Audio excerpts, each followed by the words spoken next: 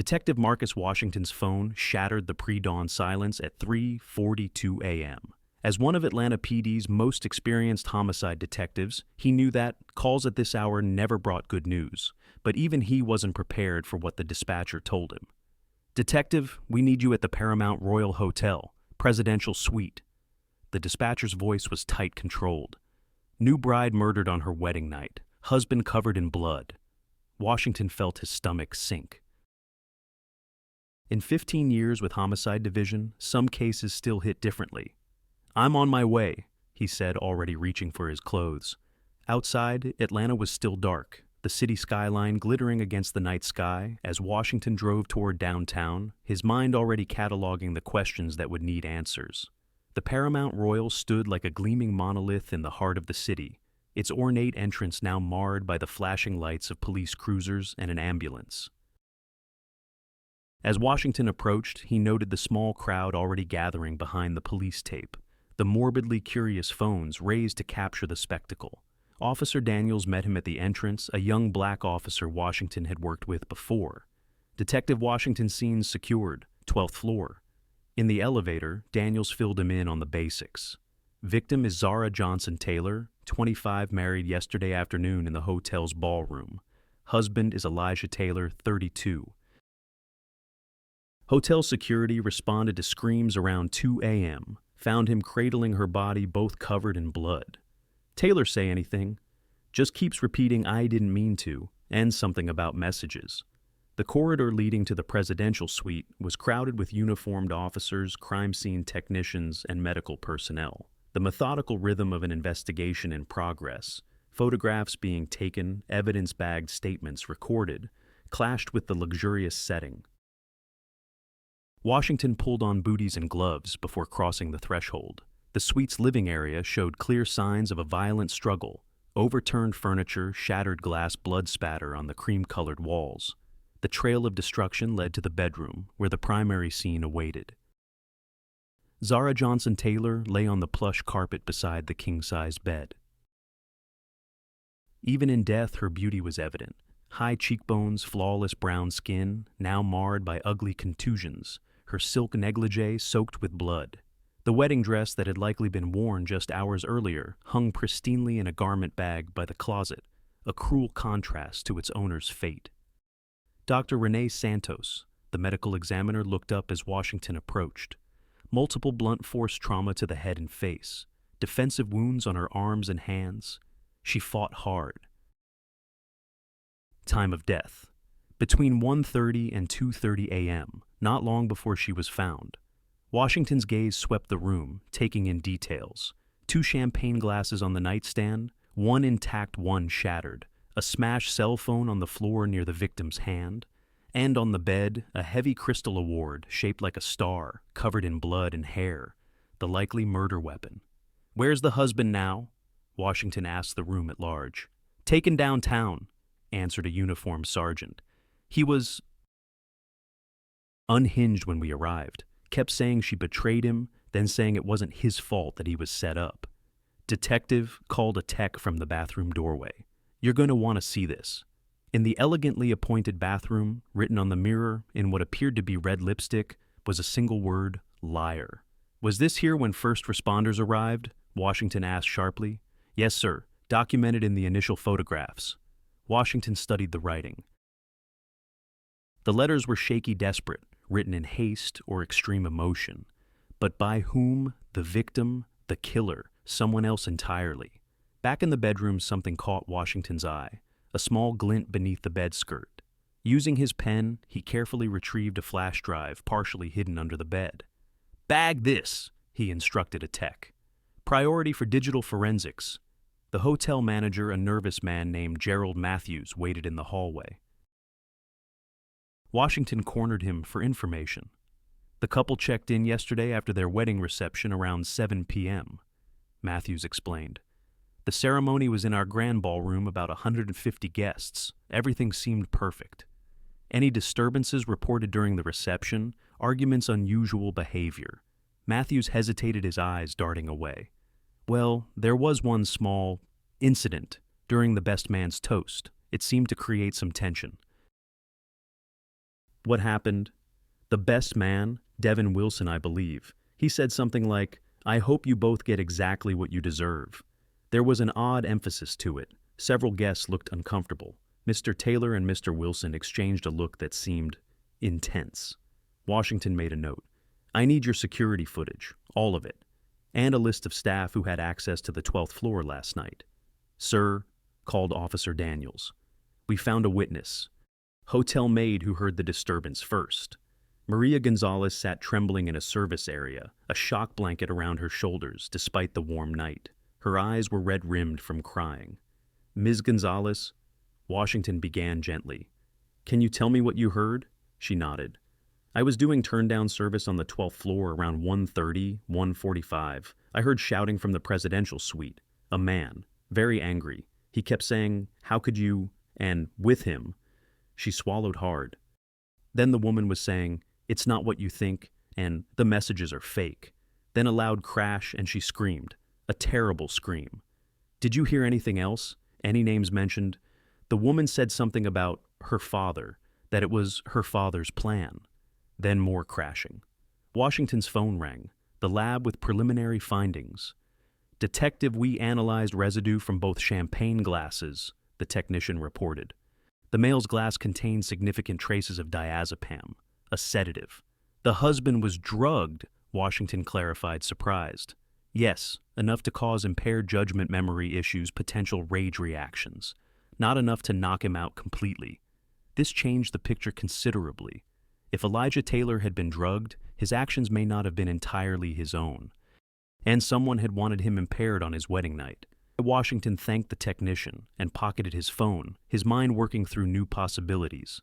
The drugged champagne, the maid's overheard conversation about fake messages, and her father's plan. The lipstick warning on the mirror, this wasn't looking like a simple case of marital rage. Dawn was breaking over Atlanta as Washington made his way to police headquarters.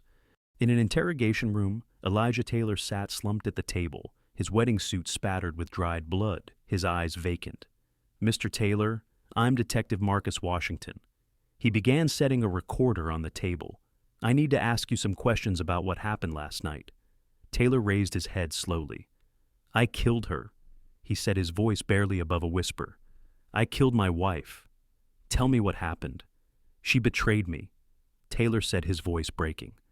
With my best friend, on our wedding night. How did you find out? Messages on her phone. She was in the shower. I went to use her phone to order more champagne, and there they were. Dozens of messages between her and Devin, planning to be together, laughing at me behind my back. It had been going on for months. Did you confront her about these messages? Washington asked. When she came out of the shower, I showed her. She denied it at first then. Taylor's brow furrowed as if trying to piece together fragmented memories. She said something about the messages being fake, that her father was setting me up. Her father? Why would he do that? Richard Johnson never thought I was good enough for Zara, Taylor said bitterly. Not the right pedigree, not from the right family. I grew up in South Atlanta, worked my way through college, self-made. Richard comes from old black money, 3 generations of wealth and privilege.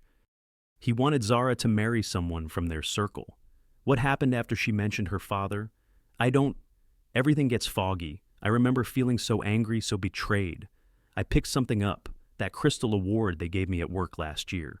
She kept backing away, saying it wasn't what I thought. And then, blood. So much blood. Taylor broke down, shoulders shaking with silent sobs. Mr. Taylor, were you feeling strange last night? Perhaps dizzy, confused, unusually emotional. Taylor looked up, surprise crossing his features. Yes, after the champagne. I thought it was just exhaustion or wedding nerves. We found diazepam, a sedative, in your champagne glass. Someone drugged you. Drugged me, Taylor repeated, disbelief giving way to confusion. But who would? He stopped, suddenly, realization dawning. Zara insisted I drink the champagne. Said it was bad luck not to finish the glass. Washington nodded, another piece falling into place. Tell me about Devin Wilson, your best man. Taylor's expression darkened. Known him since our first year at Morehouse College. Brothers, I thought. But lately he's been distant, canceling plans, avoiding me. Now I know why. And the toast he gave at your wedding. Did anything about it strike you as unusual? He said, Taylor paused, remembering. He said, I hope you both get exactly what you deserve. Looking back, it sounded more like a threat than a wish. One more thing, Washington said. Did you notice anything unusual about Zara's behavior recently, beyond the wedding stress? Taylor thought for a moment. She'd been emotional up and down. I caught her crying a few times, but she blamed it on wedding pressure, and, he hesitated, she'd been sick in the mornings. I wondered if maybe she was pregnant, but she denied it when I asked. Washington made a note of this. Morning sickness could indeed indicate pregnancy. Had that been a factor in the night's events? What about her father? How involved was he in your lives? Very involved, especially financially. He pushed me to invest in one of his companies, JR Ventures, said it would prove my business acumen to him. I put in over $300,000 these past 6 months, nearly all my savings. And how is that investment doing? I don't know, Taylor admitted. Richard handles everything. It's a private opportunity, not public information. An even more complicated picture was emerging, one that potentially involved financial manipulation alongside personal betrayal. By mid-morning, Washington had assembled a small investigative team in the precinct's conference room. Evidence photos covered one wall. The crime scene, the victim, the bloody murder weapon, the lipstick message. Victim is Zara Johnson Taylor, 25, Washington began. Married yesterday to Elijah Taylor, 32, found dead in their hotel suite around 2:30 a.m. Multiple blunt force injuries, defensive wounds, indicating she fought her attacker.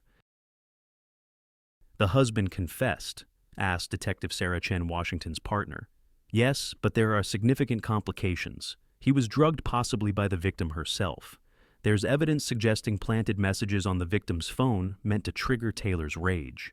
And the maid overheard the victim saying something about her father's plan and fake messages.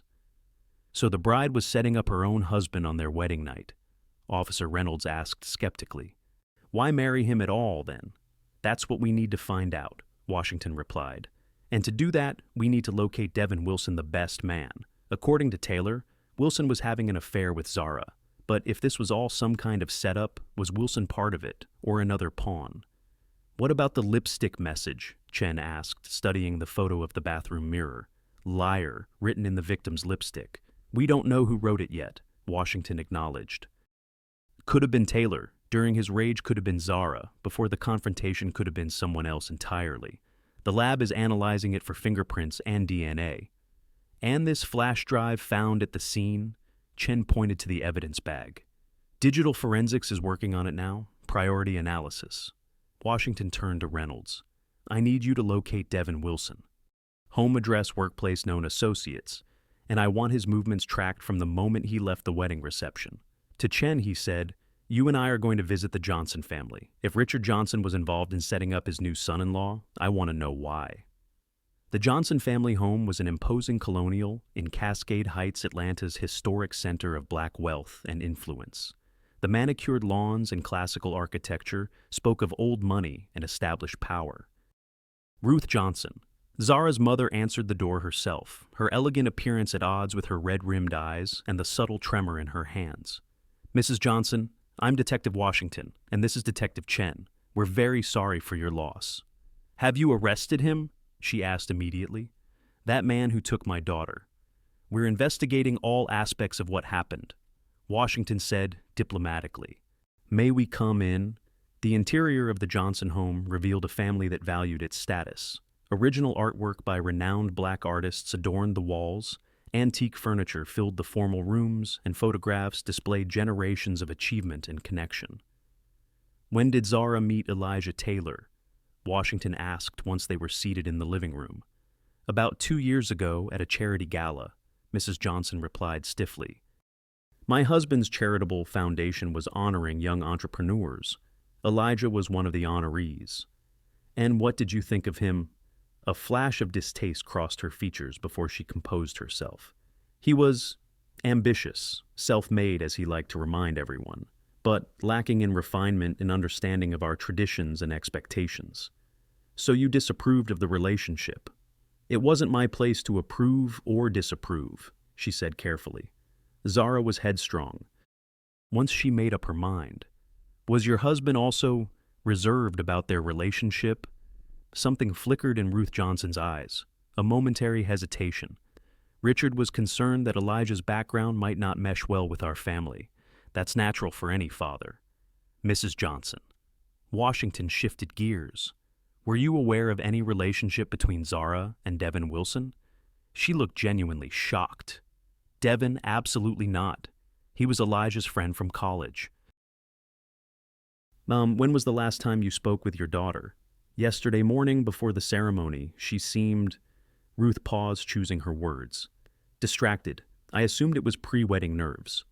Did Zara mention any concerns about marrying Elijah? Any doubts? Ruth's gaze drifted to a photo of Zara on the mantelpiece, a graduation portrait from Spelman College. About a month ago, she called me late one night crying, said she'd made a terrible mistake. I thought she meant the wedding plans, the expense. She calmed down, eventually said everything would work out. Did she elaborate on what mistake she meant? No, Ruth said, but Washington noted the way her fingers nervously twisted her wedding band. She wasn't telling the whole truth. Mrs. Johnson, Washington pressed gently, was your daughter pregnant? The question hit like a physical blow. Ruth Johnson stiffened, her composure cracking. How dare you, she whispered. The medical examiner found indications consistent with early pregnancy approximately 8 weeks. Given the circumstances of her death, this could be relevant. Ruth's hands trembled as she reached for a tissue. I suspected. She didn't confirm it, but a mother knows. She'd been sick in the mornings, emotional, avoiding certain foods. Did you discuss this with her? I tried last week. She broke down and crying said everything was too complicated. That she'd gotten herself into something she couldn't get out of. Ruth's voice broke. I thought she meant the wedding. I told her she could still call it off. She just laughed through her tears and said it was way past that point. Washington leaned forward. Mrs. Johnson, do you know if your husband had any specific objections to Elijah beyond the general class differences? Ruth hesitated, then seemed to make a decision. Richard believed Elijah was using Zara to access our social and business connections. About 3 months ago, he became convinced Elijah was stealing his clients, undercutting his investment opportunities. Was there any truth to that? I don't know. Richard's business dealings were his own, but he was disturbed by it, more than seemed warranted. Where is your husband now? At his office downtown. He's been there since dawn. Said he couldn't bear to be in the house with Zara's things. As they left the Johnson residence, Washington's phone rang. It was the digital forensics team with information about the flash drive found at the crime scene. Detective, you need to see this right away, the technician said urgently. The flash drive contains financial documents tracing over $300,000 in transfers from Elijah Taylor's accounts to a company called JR Ventures. JR Ventures is Richard Johnson's company. Washington confirmed. There's more. The drive also contains what appear to be falsified bank statements, showing the investment growing rapidly when in fact the money seems to have been siphoned off to offshore accounts. And there are drafts of messages, identical to ones found on Zara's phone between her and Devin Wilson, but they're templates created to look like authentic text exchanges. Washington and Chen exchanged significant looks. This was smoking gun evidence of a deliberate setup. There's one more thing, the tech added. A video file recorded about 3 weeks ago. It's disturbing. Send it to my secure email. I'll review it immediately. Back in the car, Washington played the video on his tablet. The footage showed Zara in what appeared to be a hotel room, sitting on the edge of a bed, visibly distressed. A man's voice, not visible on camera, was speaking to her. You need to stick to the plan, Zara. It's the only way out of this mess. I can't do this to Elijah, she replied, wiping tears. He doesn't deserve it. He's using you to get to me to my clients. You think that's love? Dad, please, Zara pleaded, looking directly at the camera. There has to be another way. I could just tell him about the baby, ask for a divorce. And tell him what? That you've been sleeping with his best friend, that the baby might be Devin's, that you've been helping me track his business moves. He'd destroy your reputation, drag our family name through the mud. Zara looked down at her hands. But drugging him, making him think Devin and I are planning to run away together. It's cruel. It's necessary, Richard Johnson's voice replied coldly. Once he sees those messages, he'll file for divorce himself. You'll be the wronged party. We'll destroy his credibility, and you'll be free. And if he doesn't react the way you expect, Zara challenged, what if he gets violent? Devin will be nearby. Nothing will happen to you. The video ended there, leaving Washington stunned by the calculated manipulation on display. But something still didn't add up. If the plan was for Elijah to discover fake messages suggesting an affair between Zara and Devin, why had the real affair been suggested by Taylor himself? We need to find Devin Wilson, Washington told Chen. Now, and I want a deeper look into Zara's recent activities. Phone records, credit card statements, email. Something tells me there's another layer to this we're still missing. As they drove toward police headquarters, Washington received another call, this time from the medical examiner. Detective, I've completed the preliminary examination of Mrs. Taylor's body. The pregnancy is confirmed approximately 8 weeks. I've ordered DNA preservation for potential paternity testing. Also, I found something unusual. Microscopic glass fragments embedded in the victim's right palm, different from the broken champagne glass at the scene. And there was a small puncture wound on her left forearm that appears to have been made several hours before death, possibly from an injection. Could she have injected the diazepam into the champagne herself? Washington asked. Unlikely. The puncture suggests something was injected into her, not taken from her. I've ordered toxicology to determine what it might have been. The case was growing more complex by the hour. Washington updated Lieutenant Grayson when they returned to the precinct. So, Richard Johnson was setting up his new son-in-law, Grayson asked incredulously. His own daughter conspired in this. It appears that way, Washington confirmed. But there are complications. Zara was pregnant, possibly having second thoughts about the plan. And that video was made 3 weeks ago. Things may have changed since then. What about Devin Wilson? Where does he fit in? That's unclear. In the video, Richard Johnson implies Wilson was part of the setup. But Taylor believes Wilson and Zara were genuinely having an affair. We need to find him. Well, you're in luck, Grayson said, handing over a report. Highway Patrol just located Wilson's car at a motel off I-75 near Macon. Local PD has eyes on the place waiting for our go-ahead. Washington nodded grimly. Tell them we're on our way. No one approaches Wilson until we get there. Before heading to Macon, Washington made one critical stop. The precinct's K-9 unit was housed in a separate facility behind the main building. Sergeant Mike Kowalski met him at the entrance with Archer, a 4-year-old Belgian Malinois trained in evidence detection. We need your expertise at the crime scene, Washington explained. There are too many contradictions, too many layers of deception. I think there might be evidence we're missing, something that could tell us what really happened in that hotel room. Kowalski nodded all business. Archer can find what humans miss. When do we start? Right now, the scene's been processed but remains sealed. After that, I need you both in Macon. We've located Devin Wilson, but I want Archer to check his motel room too. Washington's instincts told him that physical evidence, something tangible that couldn't be manipulated like digital files or human testimony, might be the key to unraveling this case. At the Paramount Royal, Archer went to work immediately, his powerful nose detecting scents imperceptible to humans. The dog methodically worked each room of the presidential suite, showing particular interest in areas that had already been processed. The bed, the bathroom, the area where Zara's body had been found. Then, unexpectedly, Archer began pawing at an air vent near the floor in the suite's living room, whining insistently. He's got something, Kowalski said, kneeling beside the dog. Using a screwdriver from his kit, Kowalski carefully removed the vent cover. Inside, wrapped in a hotel washcloth, was a small recording device. It's still running, Washington noted, examining the device with gloved hands. Someone was recording what happened in this room. Washington bagged the recording device carefully. I need this analyzed immediately. Priority.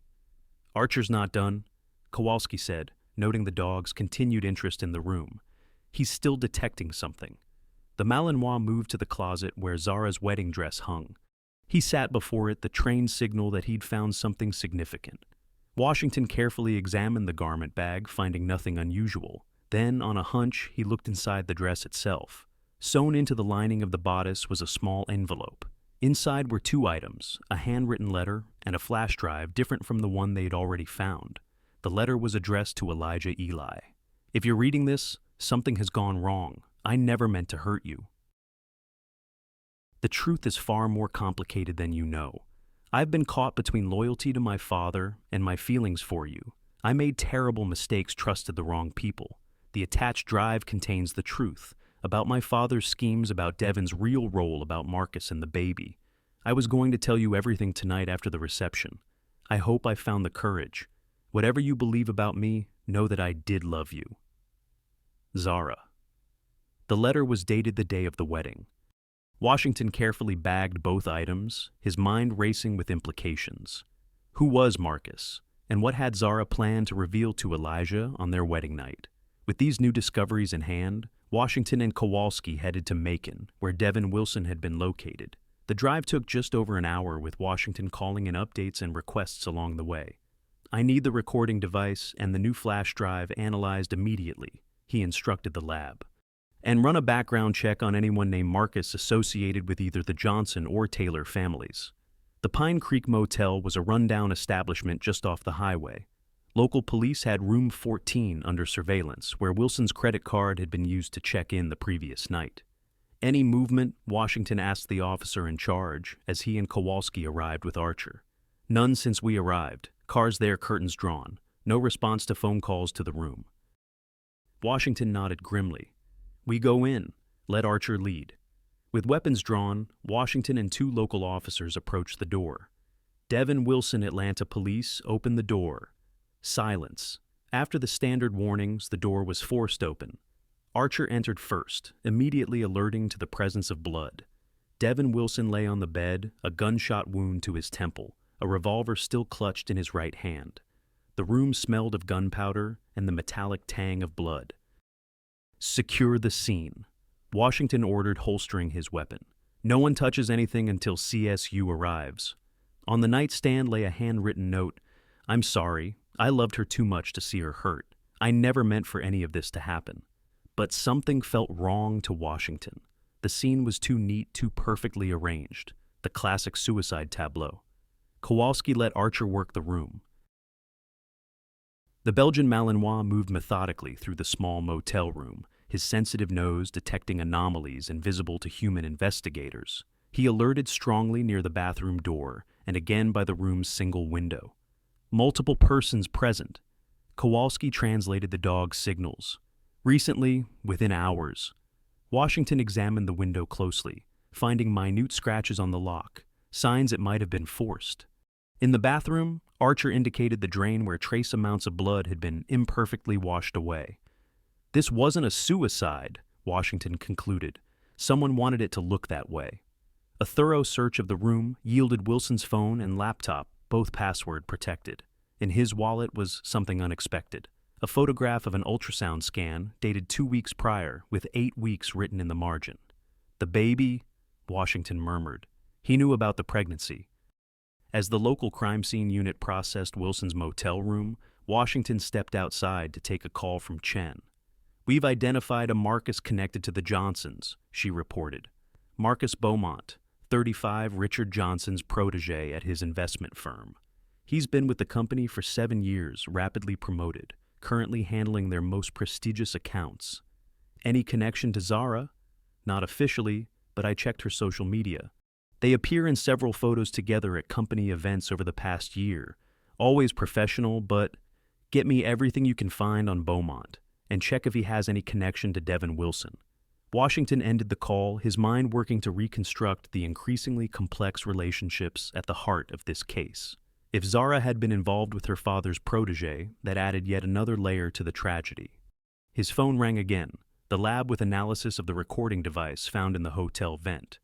"Detective, we extracted approximately 4 hours of audio from the device," the technician reported. "It captured everything that happened in the presidential suite from about 10 p.m. until police arrival. Send it to my secure email immediately," Washington instructed.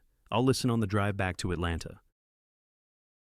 Before leaving Macon, Washington ensured Wilson's body and all evidence were properly processed for transport back to Atlanta. The case had now expanded to include what appeared to be a second homicide disguised as suicide. In the car, Washington began listening to the recording, with Kowalski and Archer in the back seat. The audio began with sounds of Zara and Elijah entering the suite, laughing and talking about the reception. Their conversation was light, affectionate, no indication of the tragedy to come. About 20 minutes into the recording, a knock at the door was heard. "Room service," a female voice announced. "We didn't order anything," Elijah responded, confused. "Complimentary champagne for the newlyweds," the voice explained. "From the hotel." Sounds of the door opening, brief conversation, then closing again. "That's sweet of them," Zara said. "Let's open it now." "I'm going to grab a quick shower first," Elijah replied. "Been dying to get out of this tux all day." Sounds of the bathroom door closing, shower starting. Then another knock at the suite door. Zara's footsteps, the door opening again. "Is he in the shower?" A female voice, not the same as the room service attendant. "Yes," Zara replied tensely. "Did you bring it?" "Everything's here. The messages are ready to be planted on your phone." "Good. And the other thing, in the vial." "Just put 3 drops in his champagne." This exchange was followed by sounds of movement typing on a phone. "It's done," the unknown woman said. "The messages are loaded. When he checks your phone, he'll find everything. The fake affair with Devin, the plans to leave after the honeymoon. It's all there." "Thank you," Zara said, her voice strained. "Now please go. Quickly." Sound of the door opening and closing again, then silence except for the shower running. After a minute, another knock at the door. "Dad?" Zara's voice, surprised. "What are you doing here? You're supposed to be waiting downstairs." "Change of plans," Richard Johnson's voice replied, another person entering the suite. "Devin's getting cold feet, says he can't go through with it." "What? But he promised?" "Apparently his conscience is bothering him, friendship, loyalty, all that nonsense." "What do we do now?" Zara asked, panic edging her voice. "We proceed as planned. Taylor will see the messages, confront you, file for divorce. We don't need Devin." "Dad, I don't know if I can do this anymore either," Zara said, her voice lowering. "I've been thinking, maybe I should just tell Elijah the truth, about everything, about Marcus, about the baby." "Are you insane?" Richard hissed. "After all we've done to set this up, your little affair with Marcus was your mistake. I'm trying to salvage your reputation, give you a clean break." "By destroying an innocent man," Zara challenged. "Elijah loves me. He'd probably forgive me if I just told him, he's using you to get to me, to my clients. You think that's love? That's not true, and you know it." Zara's voice hardened. "You're the one who pushed me to date him in the first place, to get close to him, to spy on his business dealings. You're the one who took his investment money and siphoned it off. And now you want to frame him because he's more successful than you expected." A tense silence followed this accusation. "You're emotional because of the pregnancy," Richard finally said, his tone controlled. "Not thinking clearly. We stick to the plan. The sedative will make him suggestible, confused. He'll see the messages, confront you, and by morning, you'll be the wrong party filing for divorce from an abusive husband." "And if he reacts violently?" Zara asked, fear evident in her voice. "That's why the dose is carefully measured," Richard replied coolly. "Enough to make him confused and suggestible, not enough to make him dangerous. Besides, I'll be right downstairs if anything goes wrong." The sound of the shower shutting off interrupted their conversation. "He's coming out," Zara whispered urgently. "You need to leave, now." Hasty footsteps, the door opening and closing quickly. Then silence except for movement in the bathroom. "Babe, did someone knock?" Elijah called from the bathroom. "I thought I heard voices." "Just the TV," Zara replied, her voice artificially light. "Come have some champagne. We should toast our first night as husband and wife." Washington paused, the recording processing what he'd heard. This confirmed much of what they had suspected. Richard Johnson had orchestrated a plot to destroy Elijah Taylor, using his own daughter as bait.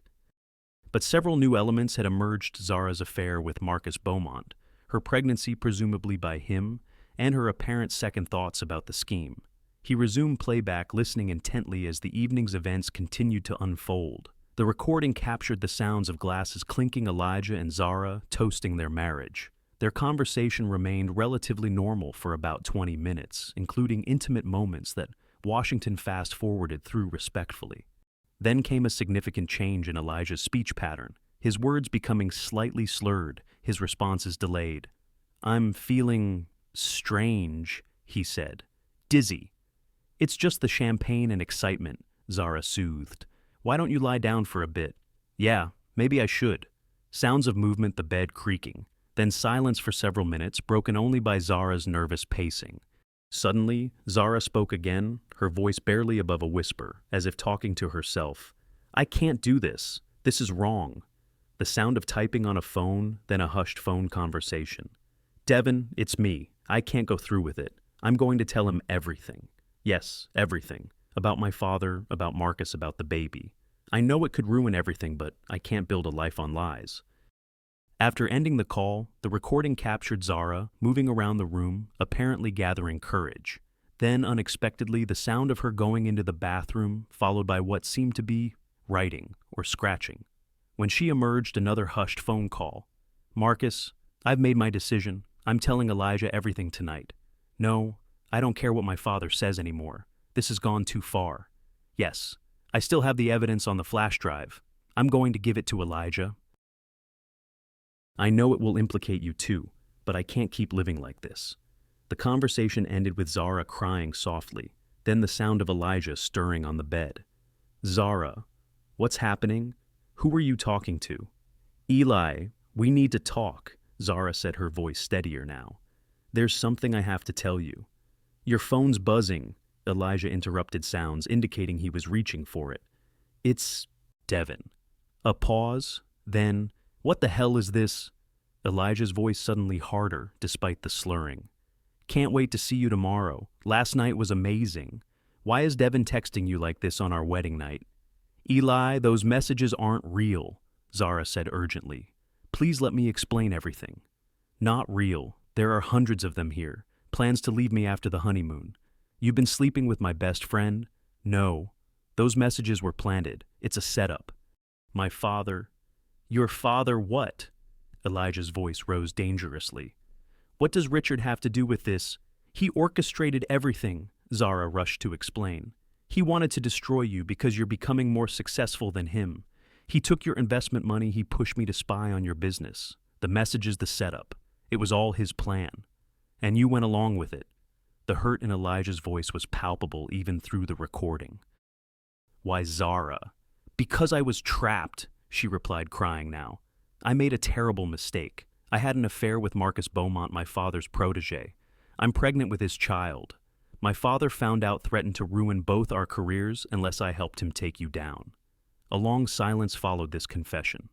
"So, everything was a lie?" Elijah finally said, his voice hollow. "Our whole relationship." "No, that's not true. I fell in love with you, Eli. That's why I can't go through with this. That's why I'm telling you everything now. After drugging me, after planting fake evidence," Elijah's voice grew louder, angrier. "How am I supposed to believe anything you say?" "I left you a letter in my wedding dress," Zara said desperately. "Evidence on a flash drive. Everything you need to expose my father's schemes. Please, you have to believe me." The sounds of a struggle began, objects falling, glass breaking. "Elijah, please. I know I've hurt you, but you and your father and Devin, you all made a fool of me.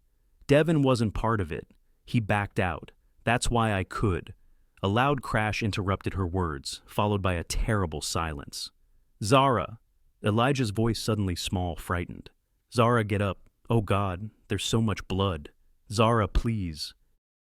The recording captured his desperate attempts to help her, his increasingly frantic calls for help, and finally the arrival of hotel security and first responders. Washington stopped the playback, the devastating truth of what had happened now clear. In his drugged, emotionally overwhelmed state, Elijah Taylor had lashed out violently when confronted with both the fake evidence of betrayal and Zara's real confession about her affair with Marcus Beaumont and her pregnancy. And the lipstick message on the mirror, "Liar," had been written by Zara herself, perhaps as a warning to Elijah about the deception in progress, or as an acknowledgement of her own role in the tragedy. "My God," Kowalski said from the back seat. It was a setup that spiraled completely out of control. Washington nodded grimly. And now, we have two murders, Zara and Devin. We need to find Richard Johnson and Marcus Beaumont immediately. Back in Atlanta, Washington updated Lieutenant Grayson on the latest developments, including the recording that had captured Zara's murder, and the evidence suggesting Devin Wilson's death was actually homicide. I want warrants for Richard Johnson and Marcus Beaumont, Washington insisted. And I want Elijah Taylor brought back in for further questioning, now that we know more about what happened. Johnson's disappeared, Grayson informed him. Hasn't been seen since this morning. His secretary says he canceled all appointments and mentioned heading to his lake house up near Blue Ridge. And Beaumont, still at the office according to our surveillance, seems to be carrying on like nothing's happened. Bring Beaumont in, Washington decided. But quietly, I don't want Johnson tipped off that we're on to him. While waiting for Beaumont to be brought in, Washington reviewed the contents of the second flash drive, the one Zara had hidden in her wedding dress. It contained damning evidence against both Richard Johnson and Marcus Beaumont. Bank transactions showing how they'd siphoned off Elijah's investment email exchanges, plotting the setup. And most disturbing of all, a series of intimate text messages between Zara and Marcus extending back over a year. The messages revealed a complex relationship, passion giving way to manipulation, with Marcus increasingly using Zara to gather information about Elijah's business strategies while promising they would eventually be together. When she told him about the pregnancy, his response was cold, "This complicates things. Your father can't know." Also on the drive was a video recording of Marcus secretly meeting with one of Elijah's major clients, offering kickbacks if they would transfer their business to Johnson Investments. Marcus Beaumont sat rigidly in the interrogation room, his expensive suit and polished appearance at odds with the sweat beading on his forehead. At 35, he embodied the image of the successful black financier. Ivy League education, perfect diction, confidence bordering on arrogance. Mr. Beaumont, Washington began setting a folder on the table. "I'd like to discuss your relationship with Zara Johnson." "We were colleagues," Beaumont replied smoothly. "Nothing more. Her death is a tragedy." Washington opened the folder, sliding across printouts of text messages between Beaumont and Zara. Colleagues don't typically exchange messages like these. Beaumont's expression tightened as he scanned the explicit exchanges. "Where did you get these? Zara left behind evidence, Mr. Beaumont." "Quite a lot of it, including confirmation that she was pregnant with your child." The composed facade cracked. Beaumont's hand trembled slightly as he pushed the papers away. "That's not possible. We were careful." "Clearly not careful enough," Washington pressed. "When did Richard Johnson find out about the affair?" Beaumont hesitated, visibly calculating his options. "About 3 months ago. He was displeased. Displeased enough to concoct an elaborate scheme to destroy Elijah Taylor and give his daughter a clean break. That was Richard's plan, not mine." Beaumont insisted, leaning forward. "I wanted Zara to just leave Taylor come clean, but Richard said a scandal would damage the firm's reputation. Said we needed to make Taylor the villain. And the pregnancy. When did you learn about that?" 6 weeks ago. Zara was emotional, wanted us to go public with our relationship." Beaumont's voice hardened. "I have a wife, detective, a position at the firm to consider. So you pushed Zara away even as she was carrying your child." "I suggested alternatives," he said carefully. "She refused. Did you know Richard was planning to drug Elijah on their wedding night, set him up to find fake messages suggesting an affair between Zara and Devin Wilson?" Beaumont shifted uncomfortably. "I knew he had something planned, not the specifics." "And Devin Wilson, did you know he's dead too? Staged to look like suicide?" This clearly shocked Beaumont. "What? No, Devin wasn't even supposed to be involved after he backed out of the plan." "What plan was that exactly?" "Originally, Devin was supposed to pretend he'd been having an affair with Zara. After Taylor found the planted messages and confronted Zara, Devin would confess to the affair, making the setup complete. But at the rehearsal dinner, Devin told Richard he couldn't go through with it, said Taylor was his friend, he wouldn't betray him like that. So Richard adjusted the plan. No need for Devin's confession if the messages were convincing enough. "Exactly," Beaumont confirmed. "But something went wrong. Zara called me that night, said she was going to tell Taylor everything. about her father's scheme. I begged her not to. Because it would implicate you too, Washington said coldly. Yes, Beaumont admitted, deflating. I didn't want my role exposed, but I never wanted her hurt. You have to believe that. Where's Richard Johnson now? Beaumont hesitated, then seemed to make a decision. He has a hunting cabin in the mountains, very remote, not in his name. He took me there once, said it was his insurance policy if things ever went bad. You're going to give me the exact location, Washington said, sliding a notepad across the table. And then you're going to tell me everything you know about Richard Johnson's involvement in these murders. Armed with Beaumont's information and the evidence from both flash drives, Washington organized a tactical team to apprehend Richard Johnson. The hunting cabin was located in a remote area of the Chattahoochee National Forest, accessible only by a narrow dirt road, an ideal hideout for a man on the run. Before leaving Atlanta, Washington made one more stop. Elijah Taylor had been brought back to the precinct for additional questioning now that more evidence had come to light. Mr. Taylor, Washington began, gently sitting across from the haunted-looking man. We've recovered evidence that significantly changes our understanding of what happened in that hotel room. I killed her, Taylor said flatly. Nothing changes that. You were drugged, manipulated, and pushed to the breaking point, Washington countered. We have audio recording of everything that happened. Zara was caught in her father's scheme, tried to back out at the last minute. Taylor looked up, confusion in his eyes. What do you mean? Washington explained what they had discovered, Richard's elaborate plot, Zara's affair with Marcus Beaumont, and her pregnancy, her last-minute decision to confess everything to Elijah. She left you evidence, Washington added, placing the letter they had found in the wedding dress on the table, hidden where she knew only you would eventually find it. Taylor read the letter with trembling hands, tears streaming down his face. She did try to tell me the truth at the end. I was just too angry, too confused from whatever they put in my drink. The lipstick message on the mirror, liar. Zara wrote that herself.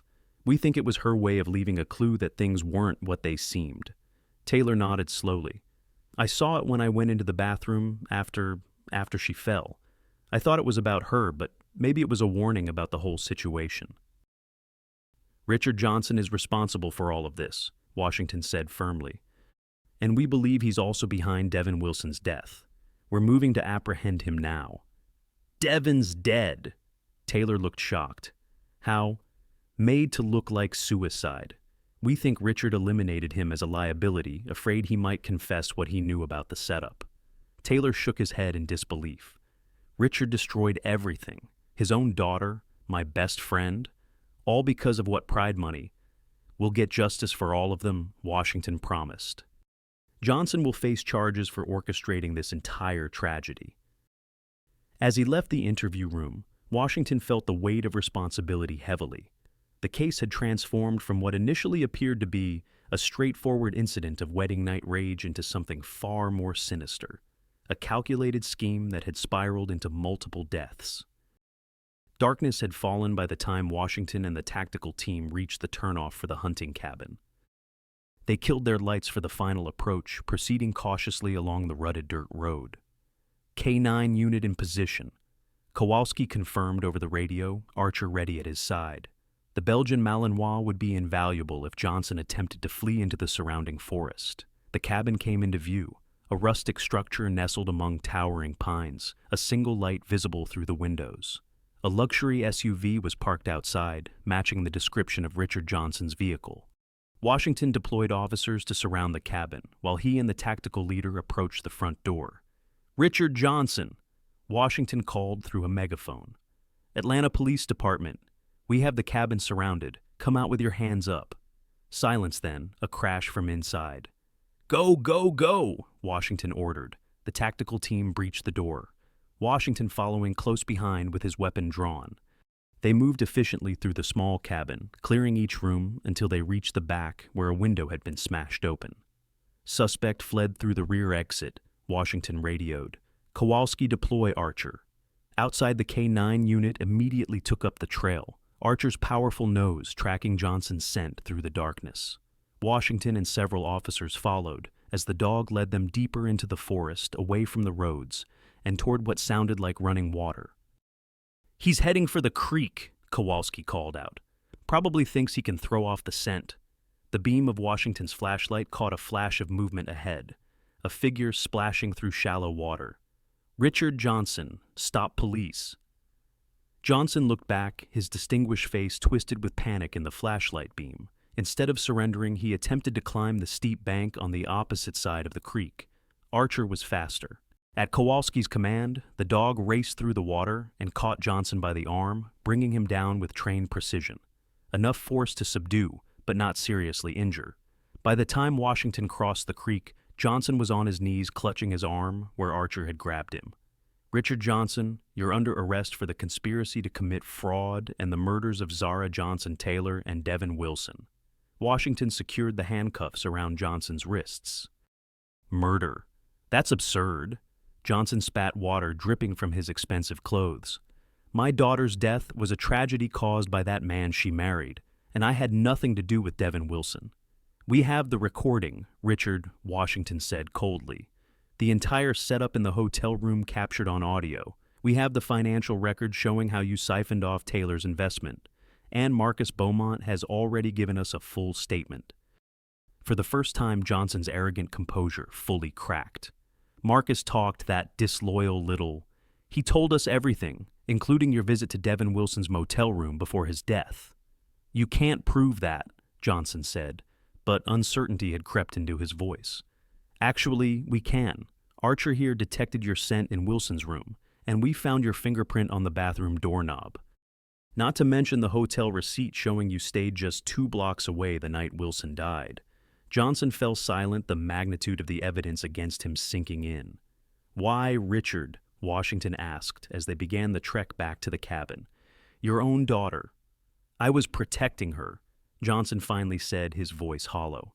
"From scandal, from ruin. Taylor was using her to infiltrate my business. And when I discovered her affair with Marcus, the pregnancy, it would have destroyed our family's reputation. So you created an elaborate scheme to frame an innocent man and give your daughter a clean break." "It should have worked," Johnson said bitterly.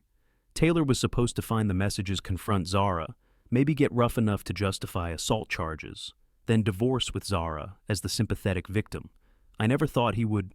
Johnson's voice broke. "I never wanted Zara hurt. But when she decided to tell Taylor everything, reveal your schemes, implicate you in financial fraud, that's when Devin Wilson became a liability too, isn't it?" Johnson looked away, refusing to answer. "Devin knew too much," Washington pressed. "He might have come forward after Zara's death told the truth about the setup. So you silenced him permanently."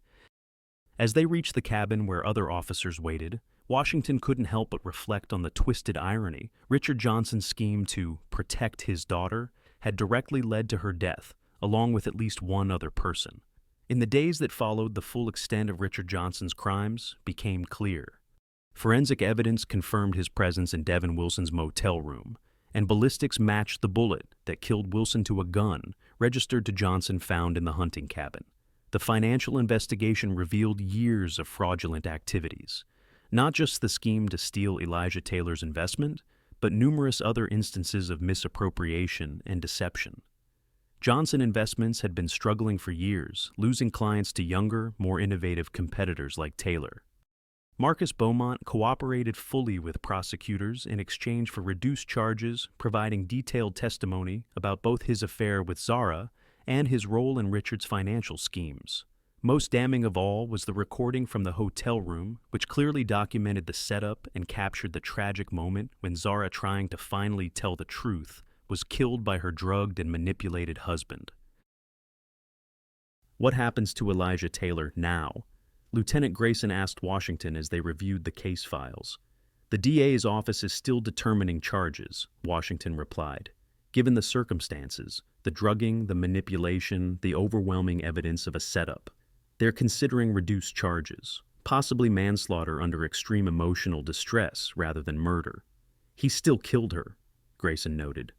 "Yes, and he'll have to live with that forever," Washington said soberly. "But he was as much a victim of Richard Johnson's schemes as anyone. Without the drugging and the elaborate setup, Zara would likely still be alive." Sergeant Kowalski and Archer had received commendations for their role in solving the case. The Belgian Malinois' keen scent detection had discovered crucial evidence and ultimately helped apprehend Richard Johnson. 3 months later, Richard Johnson's trial began. The evidence against him was overwhelming. Financial records witnessed testimony, forensic evidence, and the devastating audio recording from the hotel room. Yet he maintained his composed, dignified demeanor in court, appearing more like an executive at a board meeting than a man facing multiple murder charges. Elijah Taylor had accepted a plea deal, manslaughter under extreme emotional distress, with a 5-year sentence. Given the extraordinary circumstances and extensive evidence of manipulation, many considered it a just outcome.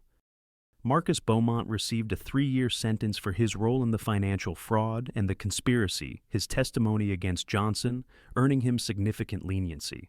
Ruth Johnson filed for divorce immediately after her husband's arrest, publicly condemning his actions while establishing a foundation in Zara's name to support victims of domestic violence and financial abuse.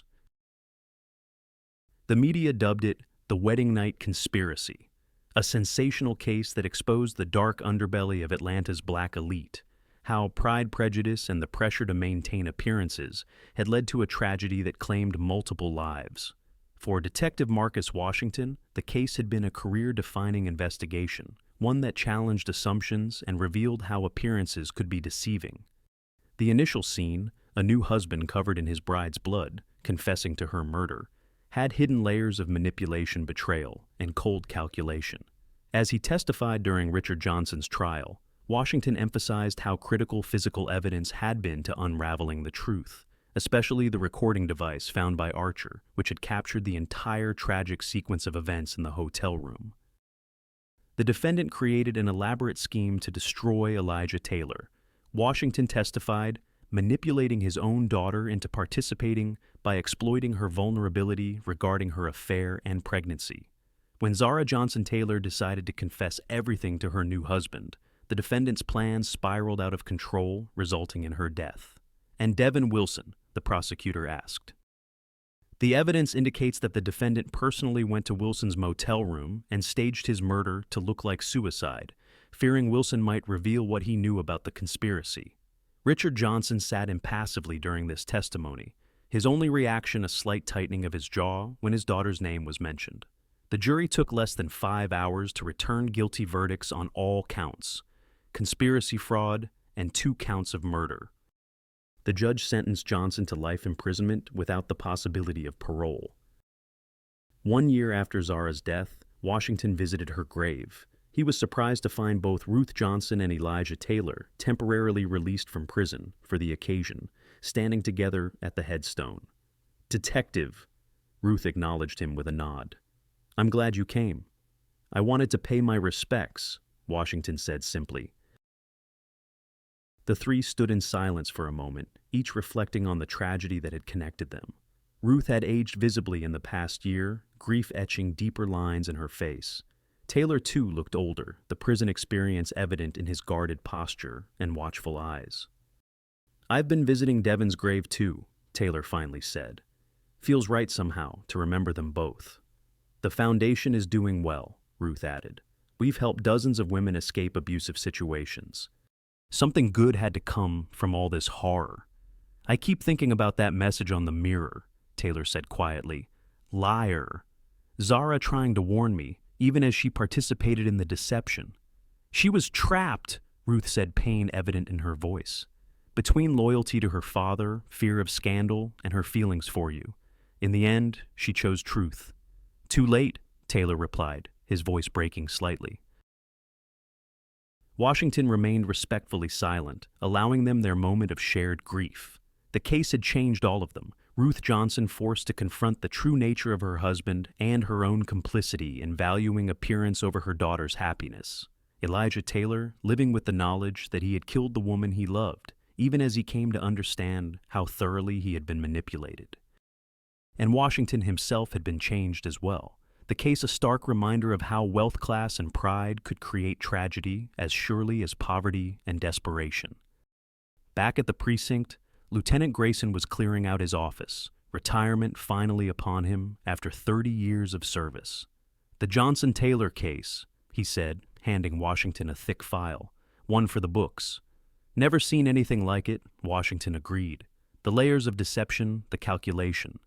And yet at its heart, the oldest motives in the world. Pride money, sex," Grayson observed. "Just dressed up in expensive suits and fancy addresses." The recording was the key, Washington reflected. Without Archer finding that device, "That's why you're getting my recommendation for promotion," Grayson said, surprising Washington. "You weren't satisfied with the obvious answer. Kept digging until you found the truth, no matter how complicated." 2 years later, Lieutenant Marcus Washington sat at his desk reviewing case files. His promotion had come with new responsibilities, supervising a team of detectives implementing training protocols, modernizing evidence collection procedures. One of these innovations was the expanded use of K-9 units in homicide investigations. Inspired by Archer's crucial role in solving the Johnson-Taylor case, Washington had established a specialized program pairing experienced detectives with trained dogs like Archer for complex investigations. Sergeant Kowalski and Archer remained frequent collaborators, their partnership yielding impressive results in several high-profile cases. The Belgian Malinois, now 7 years old, and in his prime, had developed a reputation for finding evidence that human investigators missed. Washington's phone rang, a call from the warden at the prison, where Richard Johnson was serving his life sentence. "Lieutenant, I thought you should know," the warden said without preamble. "Richard Johnson died this morning, apparent heart attack in his cell." The news prompted Washington to revisit the case files that evening, reviewing the tangled web of deception and manipulation that had led to multiple deaths. He pulled out the transcript of Zara's last words captured on the recording device.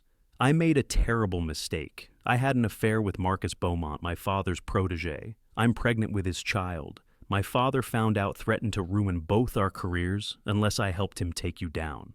And then moments before her death, I left you a letter in my wedding dress, evidence on a flash drive, everything you need to expose my father's schemes. Please, you have to believe me."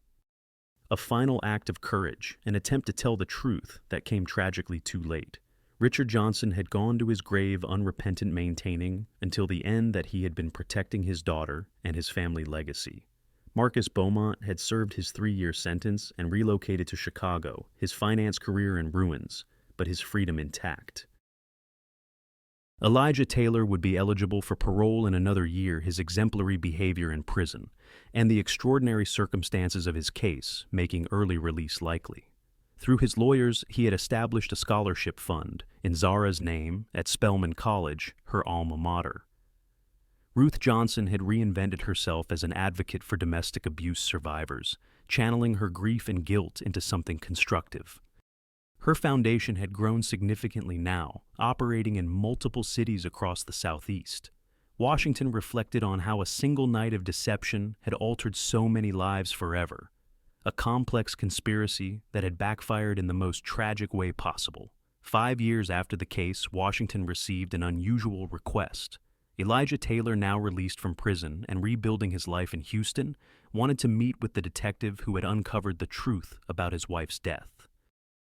They met at a quiet restaurant, Taylor looking remarkably recovered, the years in prison evidently having given him time to come to terms with the tragedy. "I wanted to thank you," Taylor said after they had ordered, "for finding the truth. It didn't change what happened, but it helped me understand." "Just doing my job," Washington replied modestly. "No," Taylor shook his head. "You went beyond that. You could have accepted the obvious. Angry husband kills cheating wife. But you kept digging until you found the recording, the evidence in the wedding dress, everything that showed what really happened that night." "What are you doing now?" Washington asked. "Financial consulting again, but with a difference," Taylor explained. "Working with community banks in underserved neighborhoods, helping regular people build wealth. Trying to use what I know to make a positive difference." "And the memories," Washington couldn't help asking. "How do you deal with them?" Taylor was silent for a moment. "They're always there," he finally said. "The anger I felt when I saw those messages. The moment I realized what I'd done. Zara's last words." He sighed deeply. "But I've learned to carry it, to use it as motivation to help others avoid being manipulated like I was. As they parted, Taylor handed Washington an envelope. Inside was an invitation to the opening of the Zara Johnson Memorial Center for Financial Literacy in Houston, a facility dedicated to educating young people about financial independence and avoiding exploitation. On his way back to Atlanta, Washington reflected on the long arc of the Johnson-Taylor case and its aftermath. What had begun as an apparent crime of passion had revealed itself as something far more calculated, a conspiracy born of pride, prejudice, and the desperate desire to maintain appearances at any cost. The case had taught him invaluable lessons about looking beyond the obvious, about the complex motivations that drive human behavior, and about how even the most elaborately constructed deceptions eventually unravel when subjected to methodical investigation. But perhaps the most important lesson was about the devastating consequences of lies, how they multiply, spread, and ultimately destroy lives. Richard Johnson's scheme to protect his daughter through deception had directly led to her death. Zara's multiple deceptions, to Elijah, to Devin, to Marcus, had trapped her in an untenable situation. Even Devin's reluctance to speak the truth earlier might have prevented tragedy. At the precinct, Washington found a package waiting on his desk, a professional photograph of Archer in his K9 unit vest sitting at attention with his handler. A note from Kowalski explained that Archer was retiring after 7 years of distinguished service, having helped solve dozens of cases, including the Johnson-Taylor murders. Washington smiled, remembering how the Belgian Malinois had discovered both the recording device in the hotel vent and evidence of Richard Johnson's presence in Devin Wilson's motel room, crucial pieces of evidence that had broken the case open. He pinned the photo to his bulletin board alongside news clippings about the case and the invitation to the Zara Johnson Memorial Center's opening. Together, they served as reminders of a case that had changed everyone it touched: the victims, the perpetrators, the investigators, and even a remarkable dog with an exceptional nose for truth.